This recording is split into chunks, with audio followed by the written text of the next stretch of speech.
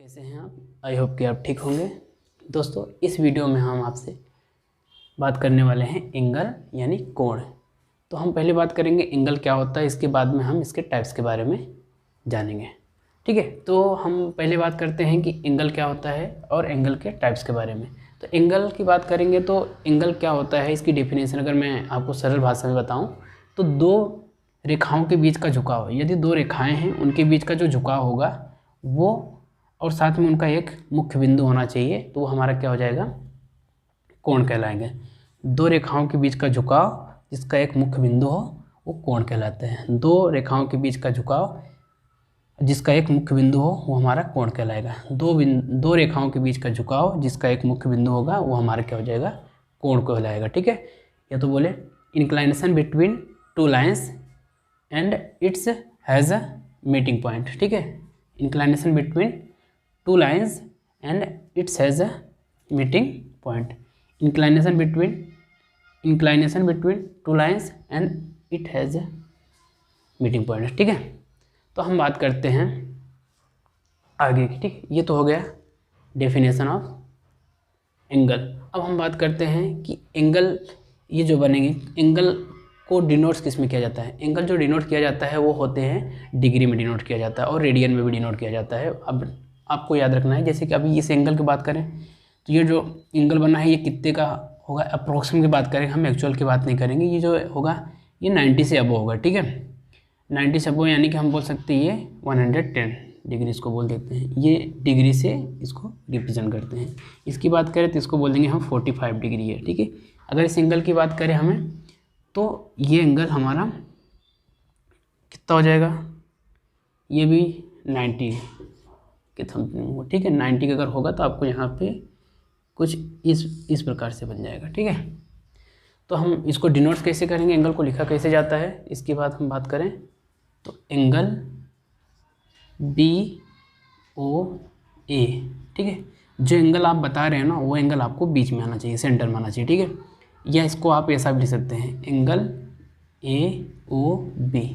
आपकी ये दोनों बात एक ही कहलाएगी। ठीक है, हम किसको डिनोट करना चाह रहे हैं, एंगल BOA, मतलब ये वाले एंगल को बताना चाह रहे हैं। ये कितना है, 110 डिग्री। ठीक है, ये डिग्री है।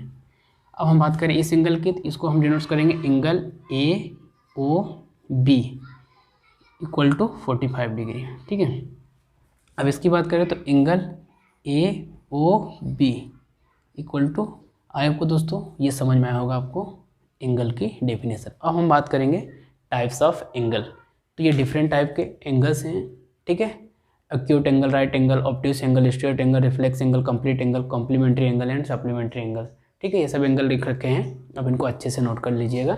अब हम बात करते हैं इसमें एक्यूट एंगल यानी कि न्यून कोण क्या होता है। ठीक है, एक्यूट एंगल ऐसा एंगल जो 0 डिग्री से बड़ा और 90 डिग्री से छोटा होता है, तो हमारा क्या होता है, न्यून कोण। ठीक है, अब हम बात करेंगे वो दिखता किस प्रकार से है।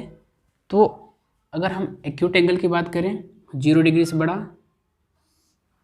कुछ इस प्रकार से। ठीक है, तो ये अगर हम बोलें इसको ABC, तो जो ये एंगल बनेगा,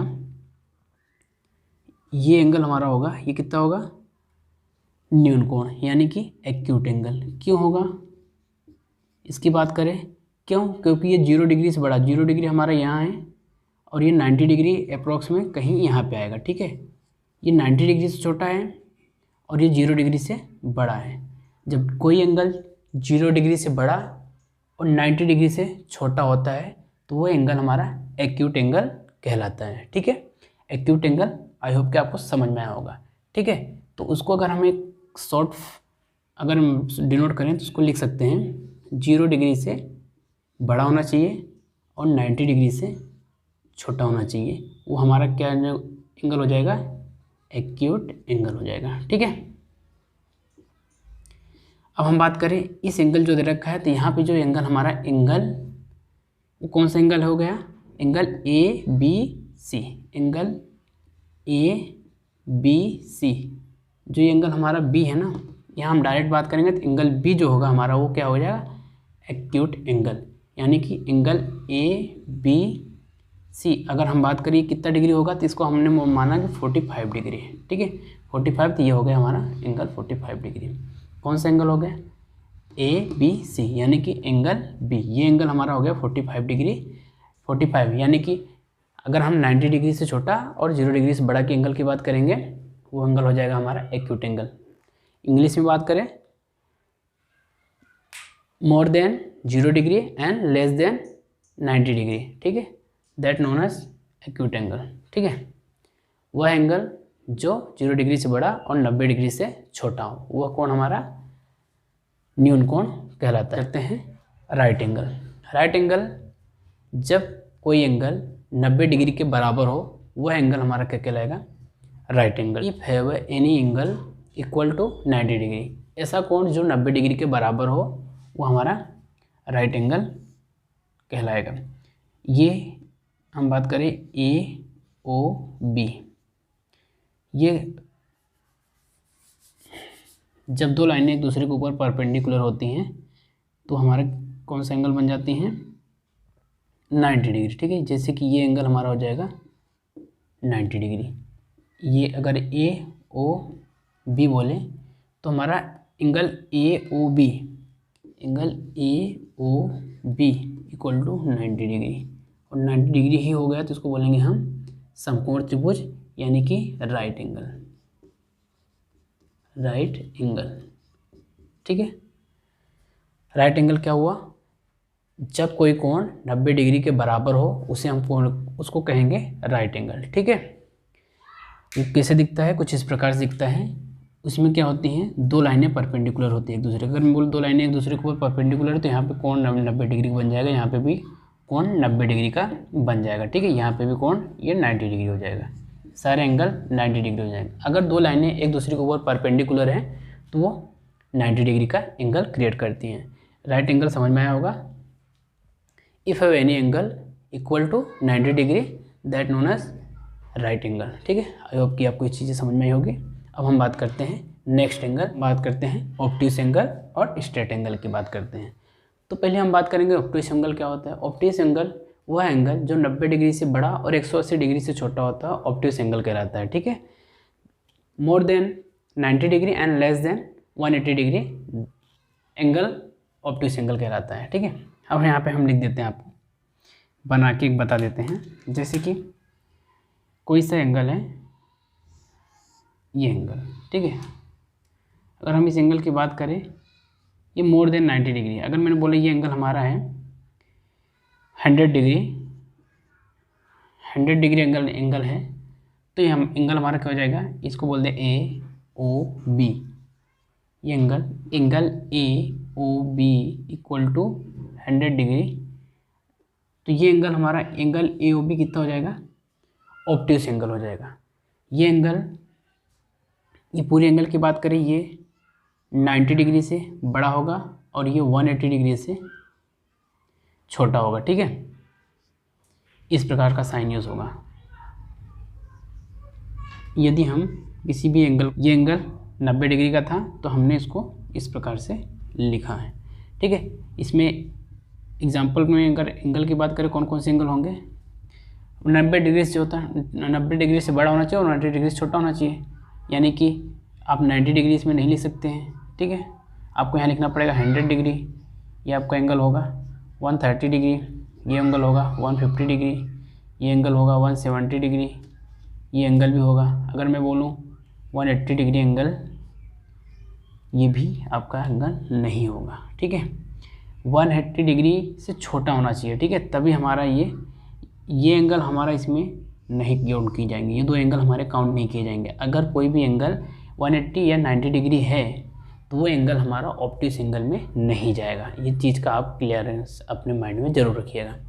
obtuse angle, if any angle more than 90 degree less than 180 degree that known as obtuse angle. यदि कोई कोण जो 90 डिग्री से बड़ा और 180 डिग्री से छोटा हो, वह कोण हमारा क्या कहलाएगा? ऑब्ट्यूस एंगल, यानी कि अधिक कोण कहलाएगा। ठीक है, अब हम बात करते हैं स्ट्रेट एंगल। स्ट्रेट एंगल आपको सीधा से एंगल याद रखना है। If have any angle equal to 180 degree that known as straight angle. यदि कोई एक कोण 180 डिग्री के बराबर है तो वह स्ट्रेट एंगल कोण। जैसे एक स्ट्रेट एंगल, स्ट्रेट का मतलब होता है सीधी एंगल, सीधा एंगल, ठीक है। अगर बात करें यहाँ पे ये, ठीक है, ये एंगल हमारे कितने हो जाएंगे। अगर मैं बोलूँ कि यहाँ पे ए है और यहाँ एक पॉइंट है ओ और ये बी, तो एंगल ए ओ बी बराबर 180 डिग्री। ये एंगल हमारा क्या कहलाएगा, स्ट्रेट एंगल कहलाएगा, ठीक है। ये एंगल का साइन है, ठीक है, एंगल ए ओ बी। और साथ में हम बात करें बी ओ ए की, एंगल बी ओ ए बराबर भी कितना हो जाएगा 180 डिग्री, ठीक है। ये एंगल हमारे क्या हो जाएंगे, स्ट्रेट एंगल कहलाएंगे, ठीक है दोस्तों। आई होप कि आपको समझ में आया होगा कि ऑब्ट्यूस एंगल और स्ट्रेट एंगल क्या होता है। स्ट्रेट एंगल यानी 180 डिग्री, ठीक है।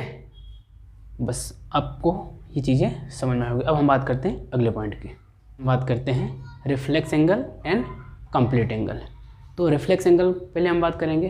तो रिफ्लेक्स एंगल क्या होता है, if have any angle more than 180 degree less than 360 degree that known as reflex angle, ठीक है। वह एंगल, इसका मतलब ये हुआ कि वह एंगल जो 180 डिग्री से बड़ा और 360 डिग्री से छोटा हो, वह एंगल हमारा क्या हो जाएगा, रिफ्लेक्स एंगल होता है, ठीक है। जैसे कि कोई एंगल हमें यहाँ दे रखा है, मैंने बताया रिफ्लेक्स एंगल निकालने का, रिफ्लेक्स मतलब उसका प्रतिवर्ती कोण, ठीक है। प्रतिवर्ती कोण क्या होता है, रिफ्लेक्स एंगल कुछ इस प्रकार से आपको, अगर हमको बात करना है, कोई एंगल दे रखा है यहाँ पे, ये एंगल, अगर आपको ये एंगल दे रखा है ना, तो ये रिफ्लेक्स एंगल ये नहीं होगा, मतलब इसको छोड़ के बचा हुआ जो एंगल है ना, वो हमारा रिफ्लेक्स एंगल होगा, ठीक है। मतलब रिफ्लेक्स एंगल यहाँ पे नहीं बताएंगे आपको, ये नहीं तो आप कन्फ्यूज़न हो जाएंगे। इसको हम यहाँ से डिनोट करते हैं। ये एंगल जो होगा हमारा, ये वाला एंगल यहाँ से यहाँ तक का, ये होगा हमारा रिफ्लेक्ट एंगल, ठीक है। ये एंगल हमारा हो क्या, रिफ्लेक्स एंगल। अगर मैं बोला कि ये एंगल हमको दे रखा है 45 डिग्री का, ये एंगल कितना है, अगर मैंने बोला कि ये एंगल हमको दे रखा है 45 डिग्री दे रखा है, तो आप बताएंगे, तो अगर ये एंगल दे रखा है हमें, तो ये हमारा रिफ्लेक्स एंगल नहीं दे रखा है, ठीक है। ये हमारे, ये कोई सा भी दो लाइनों के बीच का एंगल हो गया, इसको बोल दिया ए ओ बी, ठीक है। ये दो लाइन थे, इनके बीच का एंगल दे रखा 45 डिग्री, तो हमको इसका रिफ्लेक्स एंगल निकालना है। रिफ्लेक्स एंगल क्या होगा, तो रिफ्लेक्स एंगल निकालने के लिए आप सीधा से 360 में से 360 डिग्री 360 डिग्री में से 45 डिग्री को माइनस कर देंगे, तो आपका जो आंसर आ जाएगा 315 डिग्री, ये आपका होगा रिफ्लेक्स एंगल, ठीक है। किसका 45 डिग्री का रिफ्लेक्स एंगल कितना हो जाएगा हमारा 315 डिग्री, ठीक है। ये हो गया रिफ्लेक्स एंगल, आपको समझ में आया होगा। अब हम बात करते हैं रिफ्लेक्स एंगल, मतलब जो एंगल आपको दिया हुआ उसका रिफ्लेक्स एंगल निकालना है, तो सीधा सा आप डायरेक्ट याद रखिएगा 360 डिग्री में से उसको माइनस कर देंगे, तो जो एंगल होगा आपका हो जाएगा रिफ्लेक्स एंगल, ठीक है। इसका अगर हम दूसरे शब्दों में बताएं आपको, तो यहाँ मैं आपको लिख देता हूँ। जैसे कि अगर हम बात करेंगे एंगल बी ओ ए, जो ये वाला एंगल है, ठीक है, angle A O B, angle A O B. देखो दोस्तों, यहाँ इसको मिटा देते नहीं तो आपको कन्फ्यूज़न हो जाएगा, ठीक है।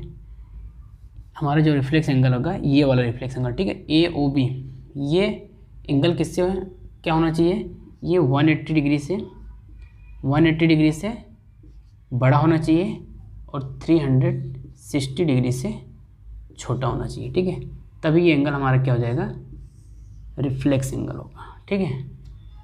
ये हो गया रिफ्लेक्स एंगल। आई होप कि आपको ये समझ में आया होगा। अब हम बात करते हैं कंप्लीट एंगल।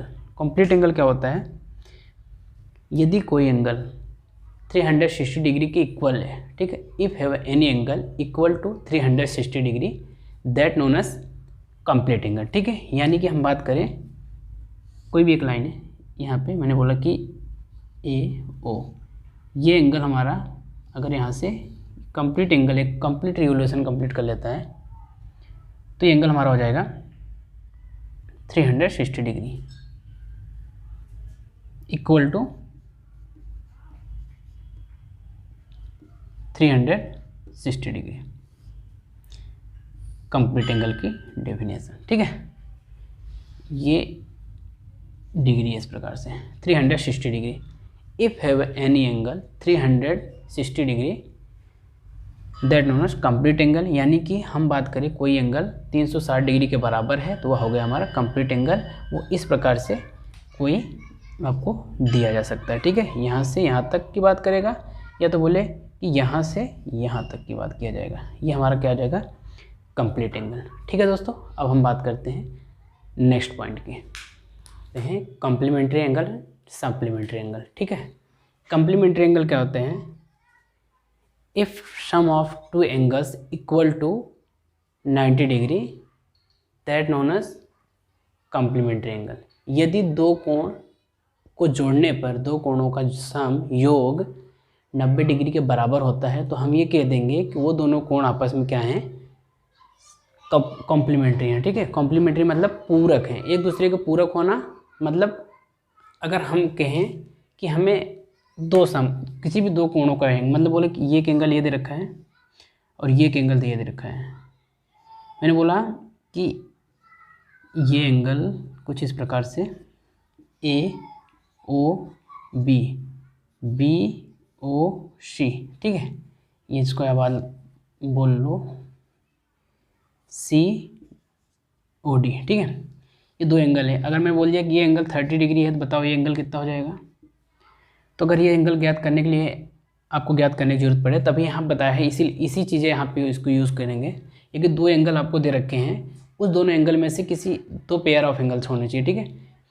दो एंगल होने चाहिए और वो दो एंगलों का आप दो एंगल में से आपको एक एंगल दिया होना चाहिए और बोलेगा कि आप बताइए ये एंगल कितना होगा। यह तो क्वेश्चन आपको ये दे रखा रहेगा कि जो दो एंगल दे रखे हैं ये दोनों एंगल आपस में क्या हैं, कॉम्प्लीमेंट्री हैं, मतलब एक दूसरे के पूरक हैं। तो आप सीधा सा क्या करिएगा, जो 90 डिग्री होता है ना, जो एंगल दिया रहेगा ना, उस 90 डिग्री में जो एंगल दिया रहेगा, ठीक है, ये दे रखा है 30 डिग्री दे रखा है ना, तो एंगल ए ओ बी को माइनस कर देना जो एंगल दिया रहेगा, ठीक है। जैसे एंगल ए ओ बी इसमें से माइनस कर देंगे 90 डिग्री माइनस 30 डिग्री, तो ये हो गया 60 डिग्री। तो ये डायरेक्टली हमारा हो जाएगा ये 60 डिग्री एंगल, ये हो गया हमारा। इसकी कॉम्प्लीमेंट्री एंगल की बात करें, एंगल ए ओ बी के कॉम्प्लीमेंट्री एंगल क्या होगा, 60 डिग्री होगा, ठीक है। जो कि हमने यहाँ पे निकाला, आपको ये बता भी दिया। मतलब अगर आपको बोल दिया गया है कि दो एंगल आपस में कॉम्प्लीमेंट्री हैं तो मतलब ये समझ लेना वो दोनों एंगलों को जोड़ने पे आपका एंगल कितने डिग्री के बराबर होगा, sum of angles, sum of two angle, ठीक है। Sum of two angle equal to 90 degree. अगर दो कोणों को जोड़ेंगे, वो जो एंगल दे रखे हैं दोनों को जोड़ेंगे 90 डिग्री के बराबर हो जाएगा तो कह देंगे कॉम्प्लीमेंट्री एंगल। या तो वो ऐसा कह देगा कि ये दो एंगल कॉम्प्लीमेंट्री हैं, तो आप इतना समझ जाइएगा कि वो दोनों को एंगल को प्लस करने पे, कोणों को जोड़ने पे वो कितने आएगा, 90 डिग्री आएगा। तो एक दे रखा रहेगा तो आप एक आसानी से निकाल सकते हैं 90 डिग्री में से माइनस करके, ठीक है। जैसे कि हमने एक एग्जाम्पल के थ्रू आपको यहाँ पे समझा भी दिया है, ठीक है। तो अब हम बात करते हैं सप्लीमेंट्री एंगल, ठीक है। इसमें क्या होता है, इसमें भी आपको टू एंगल्स दिए रहेंगे, बट उन दोनों एंगलों को आपको सम करेंगे तो वो इक्वल टू कितना आना चाहिए, 180 डिग्री आना चाहिए। सप्लीमेंट्री एंगल मतलब sum of two angles equal to 180 degree, ठीक है। तो यहाँ पे इक्वल किसके आना चाहिए, सम होना चाहिए, सम इक्वल, डायरेक्ट लिख देता हूँ, सम इक्वल होना चाहिए डिग्री के, ठीक है। दो एंगल रहेंगे, ठीक है। दो एंगलों का सम अगर 180 डिग्री हो जाता है तो हम कह देंगे वो दो एंगल कौन से होंगे, क्या हो जाएंगे, सप्लीमेंट्री एंगल। मतलब समपूरक कोण होते हैं, इसका मतलब होता है पूरक कोण, इसका मतलब होता है समपूरक कोण। पूरक कोण मतलब दो कोणों का योग 90 डिग्री होगा, समपूरक कोण का मतलब होता है दो कोणों का योग 180 डिग्री हो जाएगा, ठीक है। अब यहाँ पे अगर आपको एक एंगल की बात करें, बोले कि एक एंगल दे रखा है हमारा, कोई सा भी एक एंगल दे रखा है आपको। अब मैं यहाँ पे पूरा नहीं लिखूँगा, मैं डायरेक्ट लिख देता हूँ। अगर मैं बोला कि यहाँ पे दे रखा है 120 डिग्री दे रखा है, तो ये एंगल आपको पूछा जाएगा दो, अगर क्वेश्चन में आपको ये बताया जाएगा, ठीक है। या तो ये कह दे कि दो कोणों को सम करने पे 180 डिग्री आ रहा है, तो बताइए कि दूसरा एंगल कौन सा होगा। एक एंगल दे रखा है, दूसरा एंगल पूछा जाएगा आपसे, ठीक है। तो वो एंगल आप आसानी से बता सकते हैं, ठीक है। तो ये थोड़ा कर्व शेप में बन जाता है, तो उसको जरा आप ध्यान रखिए, कर्व शेप में नहीं है, ये लाइन शेप, ठीक है। एक एंगल अगर आपको दे रखा है तो एक एंगल आप आसानी से बता सकते हैं। अगर ये बोला 120 डिग्री है तो आप बताइएगा कि ये एंगल बताइए, तो आप सीधा से कह दीजिएगा कि हमको पता है कि sum of two angle equal to 180 degree होता है, तो कितना हो जाएगा वो, ये हो जाएगा 60 डिग्री।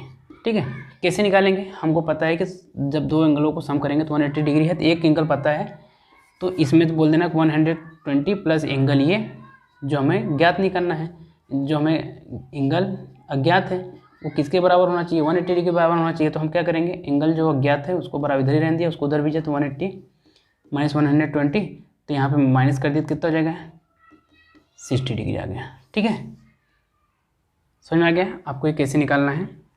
यदि दो कोणों का योग 90 डिग्री तो हो जाएगा कॉम्प्लीमेंट्री एंगल, पूरक कोण। यदि दो कोणों का योग 180 डिग्री तो बोल देंगे वो सप्लीमेंट्री एंगल। सिर्फ दो एंगल की बात कर रहे हैं। ठीक है, दो एंगल की बात अगर हो तो कॉम्प्लीमेंट्री और सप्लीमेंट्री एंगल से आप अगर एक एंगल दिया रहेगा तो एक एंगल निकाल सकते हैं। ठीक है, एडजेसेंट एंगल, आसन्न कोण। ठीक है, एडजेसेंट एंगल क्या होता है इसको समझा देते हैं हम आपको। एडजेसेंट एंगल मतलब आसन्न कोण, जैसे कि नाम से आसन्न कोण, ये कोण एक दूसरे के ऊपर आश्रित रहते हैं, इसे हम कहते हैं आसन्न कोण। ठीक है, एडजेसेंट एंगल की बात करें तो वो इसमें कुछ पॉइंट को आपको ध्यान रखना पड़ता है, तभी ये एडजेसेंट एंगल होने के लिए दो चीज़ें आपको ध्यान रखनी है कि जो एडजेसेंट एंगल होंगे ना उनका सिर्फ एक शीर्ष होगा। ठीक है, एक शीर्ष मतलब वो जो एंगल बनेंगे दोनों ना उनका सिर्फ एक पॉइंट होगा, जहाँ पे वो मिलेंगे तो वो हमारे क्या हो जाएंगे, तो उनका एक ही शीर्ष होगा। ठीक है, और साथ में उनकी एक जो साइड होती है ना वो कॉमन होगी, मतलब एक लाइन उसमें कॉमन होनी चाहिए। ठीक है, अगर मैं आपको ड्रॉ करके बताऊं तो कुछ इस प्रकार से, अगर मैं बोला दो एंगल, ये एक एंगल, इसमें ये एंगल। ठीक है, ये देखिए यहाँ पे दो एंगल बन रहे हैं। ठीक है, मैंने बोला अगर ये ए है, ओ बी। ठीक है, यहाँ पे पॉइंट इनको बोल देता हूँ, ये पॉइंट होते हैं। तो यहाँ पे देखिए दो एंगल बने हैं। कौन कौन से एंगल बना है, पहला एंगल देखिए एंगल ए ओ सी, और दूसरा एंगल बना है एंगल सी ओ बी। ठीक है, ये दो एंगल बने हुए हैं। ये दो एंगलों का, ये दोनों एंगल एडजेसेंट एंगल कब होंगे, दो पॉइंट इस पर निर्भर करता है। कैसे, पहला तो इन दोनों एंगलों का एक शीर्ष होना चाहिए, जो शीर्ष यानी कि वर्टेक्स, इनका जो वर्टेक्स कॉमन होना चाहिए। ठीक है, वर्टेक्स कॉमन होना चाहिए, एक ही वर्टेक्स होना है। इन दोनों एंगलों का वर्टेक्स क्या होना चाहिए, एक ही होना चाहिए। ठीक है, जो कि ओ है। और साथ में दूसरी पॉइंट कि जो इनका एक ओ सी है ना, कोई एक साइड कॉमन होना चाहिए या एक लाइन कॉमन होना चाहिए। ठीक है, तभी ये दो एंगल एक दूसरे के क्या होंगे, एडजेसेंट एंगल यानी कि आसन्न कोण होंगे। ठीक है, कि पॉइंट कौन कौन से हैं, पहला की बताया vertex, only one vertex, only one vertex. ठीक है, वन वर्टेक्स, और दूसरा कॉमन साइड, कॉमन साइड होना चाहिए। एक कॉमन साइड बोलो या तो कॉमन लाइन बोलो। ठीक है, दूसरी भाषा में बोल दें उसको, कॉमन लाइन होनी चाहिए, एक लाइन कॉमन होनी चाहिए। ठीक है, इसमें भी इस एंगल में देखो, इस एंगल में दोनों में, इस एंगल और इस एंगल दोनों एंगल की बात करेंगे तो ये आपको ओ सी कॉमन है। ठीक है, उसमें क्या है ओ सी, जैसे कि यहाँ पे लिख रखा है ओ सी हमारा ओ सी साइड या ओ सी लाइन की बात करें तो ये कॉमन लाइन है। ठीक है,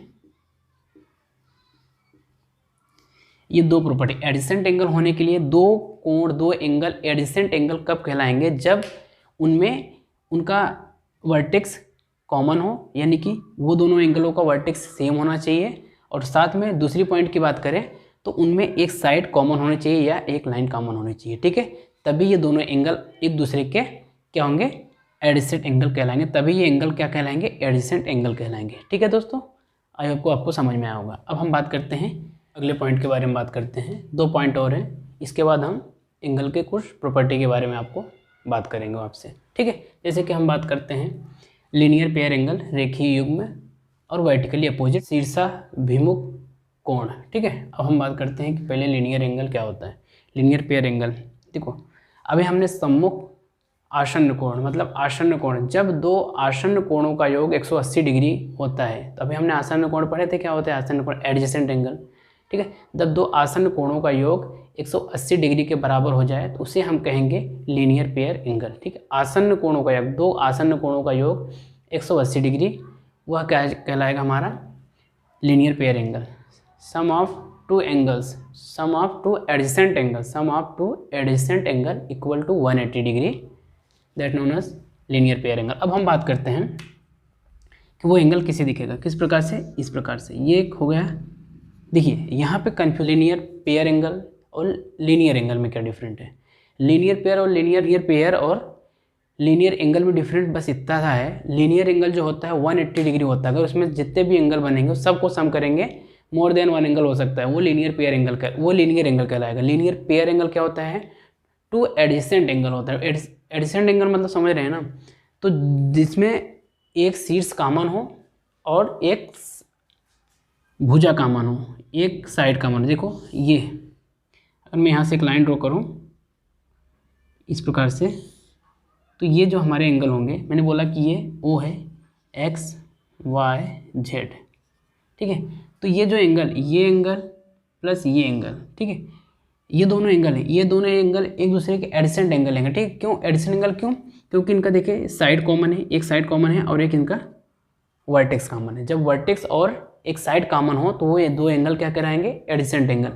तो जब दो एडजेसेंट एंगल का सम 180 डिग्री हो जाएगा तो एंगल क्या कहलाएगा हमारे लीनियर पेयर एंगल। जैसे angle X O Z plus angle Z O Y equal to 180 degree, तो ये both are angles linear pair angle. There are two angles are adjacent angle and sum of two angles equal to 180 degree. There are two angles called the linear pair angle, ठीक है। तो ये जो मतलब ये हुआ कि यदि दो कोणों को जोड़ेंगे, ठीक है, दो आसन्न कोणों को जोड़ने पे हमारा 180 डिग्री के बराबर हो जाता है, तो वह कोण हमारे क्या कहलाएंगे, लीनियर पेयर एंगल कहलाएंगे, यानी कि रेखीय युग्म में कहलाएगा, ठीक है। आई होप कि आपको चीज़ें समझ में आई होगी। अब हम आगे बात करेंगे इसके बाद में, ठीक है। जैसे कि ये दो एंगल, दो आसन्न कोण मतलब एडजेसेंट एंगल, एडजेसेंट एंगल मतलब जिनके एक वर्टेक्स कॉमन एक साइड कॉमन हो, दो एंगलों का, ठीक है। दो एंगल ऐसे जिनके एडजेसेंट और शीर्ष कॉमन हो तो वो हमारे क्या कहलाएंगे, एडजेसेंट एंगल। और वो दो एडजेसेंट एंगल का सम अगर 180 डिग्री होता है तो हम कह देंगे वो एंगल क्या होंगे, लीनियर पेयर एंगल होंगे। आई होप कि आपको ये चीज़ें समझ में आई होगी। हम बात करते हैं वर्टिकली अपोजिट एंगल। यदि दो लाइनें एक दूसरे को इंटरसेक्ट करती हों, ठीक है, यदि दो लाइनें, मैंने बोला ये कि यल एक लाइन है और ये कि यम एक लाइन है, ये यल यम जब दो लाइनें एक दूसरे को इंटरसेक्ट करती हैं तो इनके बीच में कुछ एंगल बनता है। एंगल क्या होता है बताया था, इंक्लाइनेशन बिटवीन टू लाइन्स, ठीक है। देखो अब हम बात करें, यहाँ पे एक एंगल बना, ठीक है, और एक यहाँ एंगल बना, और साथ में ही कुछ एक एंगल यहाँ बना और एक एंगल यहाँ बना, ठीक है। सिंगल लाइन मतलब ये एंगल इसके बराबर और डबल लाइन मतलब ये एंगल ये आपस में बराबर होगा। तो यहाँ पे देखिए विमुख, शीर्षा विमुख मतलब क्या हुआ, इनके जो ये शीर्ष हो गया, इसका विमुख ये हो गया, तो शीर्षा विमुख मतलब जब वर्टिकली अपोजिट दो एंगल एक दूसरे को इंटरसेक्ट करते हैं तो उसमें जो एंगल बनते हैं तो वो होते हैं, उन्हें बोलते हैं वर्टिकली अपोजिट। ये भी बना हुआ है, ये इसके इस वर्टिकली के अपोजिट, ये वर्टिकल अपोजिट, ये वर्टिकल एक दूसरे के क्या है, विमुख है, वर्टिकल अपोजिट है। ये भी वी है, ये भी है, एक दूसरे के अपोजिट है, तो क्या हो जाएंगे, वर्टिकली अपोजिट। तो यहाँ पर होते हैं vertically opposite angles are equal, ठीक है। जब दो लाइन एक दूसरे को इंटरसेक्ट करती हैं तो इसमें वर्टिकली अपोजिट एंगल बनते हैं, वर्टिकली एंगल्स बनते हैं। तो वर्टिकली अपोजिट एंगल्स, जो वर्टिकली अपोजिट एंगल बने, ये भी एक वर्टिकली एंगल, ये भी एक वर्टिकली एंगल है, ये भी एक वर्टिकल, चार वर्टिकल एंगल बनते हैं। बट इसमें वर्टिकली अपोजिट एंगल्स आर बराबर होंगे, ठीक है, इक्वल होंगे। ये एंगल इस एंगल के बराबर होगा, ये एंगल इस एंगल के बराबर। अगर मैंने बोला कि अगर मैंने ये बोल दिया कि ये हो गया हमारा कितने डिग्री बोल दिया इसको, अगर मैं बोला इसको 60 डिग्री तो ये कितना हो जाएगा, ये भी हो जाएगा 120 डिग्री, ये हो गया 120 डिग्री। तो बताइए, देखिए ये 60 डिग्री है तो कितना हो जाएगा, हमने बोला वर्टिकली ये दो एंगल दे रखे हैं, दो लाइन थे, इन दो को इंटरसेक्ट किया, एक एंगल यहाँ बना 60 डिग्री और एक एंगल बना यहाँ पे 120 डिग्री। तो बताइए एंगल कितना हो जाएगा, बोल देना 120 डिग्री। बोलेगा ये एंगल पूछेगा तो ये बोल देना कि वर्टिकली अपोजिट एंगल से ये भी होगा 60 डिग्री। यहाँ पे वर्टिकल अगर ये 60 है तो ये भी 60 हो जाएगा, ये 60 है तो ये भी 60 हो जाएगा, ये 120 है तो ये भी 120 हो जाएगा, ये 120 है तो ये भी 120 हो जाएगा। ठीक है, vertically opposite angles are same होते हैं। वर्टिकली अपोजिट एंगल कब बनते हैं, जब दो लाइनें एक दूसरे को इंटरसेक्ट करती हैं, उनके बीच बनने वाला एंगल वर्टिकली एंगल बनते हैं। और वर्टिकली अपोजिट एंगल्स क्या आर सेम होते हैं, यानी दो एंगल जब वर्टिकली अपोजिट एंगल हों तो हम कह सकते हैं कि वो दोनों एंगल आपस में बराबर होंगे। ठीक है, और वर्टिकली अपोजिट एंगल कब बनता है, जब दो लाइनें एक दूसरे को इंटरसेक्ट करती हैं तब बनता है। ठीक है, आई होप कि दोस्तों आपको ये सारा एक्सप्लेनेशन समझ में आया होगा।